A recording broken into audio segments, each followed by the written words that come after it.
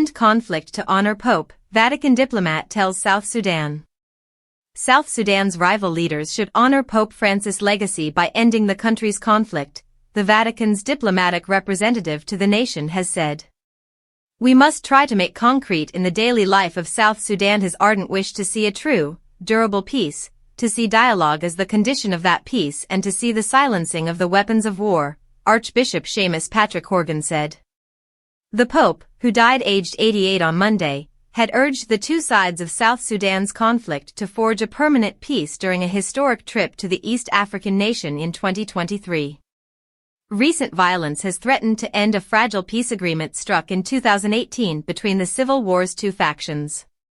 The head of the UN mission in South Sudan, Nicolas Haysom, recently warned that the country was on the brink of a return to full-scale civil war.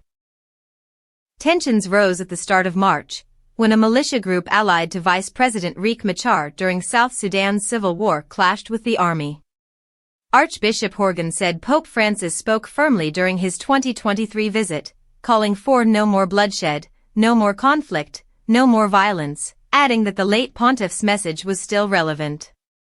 The archbishop, who spoke to congregants attending Mass at St. Teresa's Cathedral in the capital, Juba, on Friday, said it was disheartening to see continuing reports of violence. The same day, the United Nations mission in South Sudan, UNMISS, called for an end to the clashes in the country after reports of fighting between the Sudan People's Liberation Army in opposition, SPLMIO, and South Sudan People's Defense Forces. Meanwhile, Machar, who leads the SPLMIO, remains under house arrest, facing accusations of trying to spark a rebellion. Shortly after South Sudan's birth in 2011, the country descended into civil war between supporters of Machar and President Salva Kiir.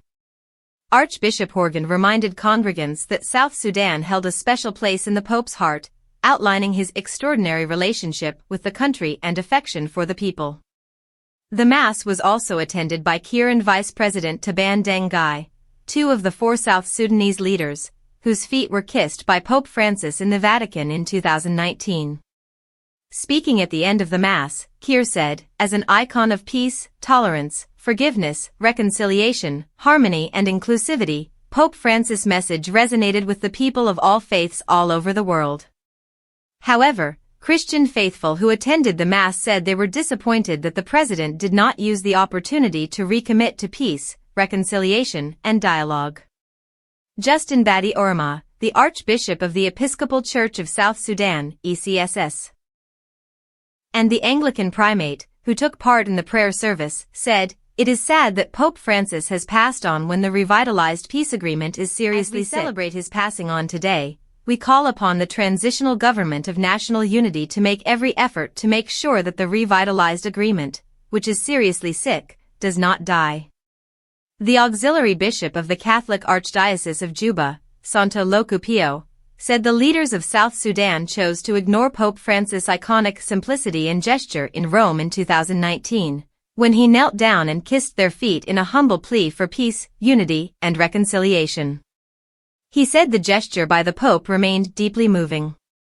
Bishop Loku added that Pope Francis wanted to make South Sudan a nation that understood the urgency for peace, unity, and reconciliation, but that the leaders of the country ignored his efforts.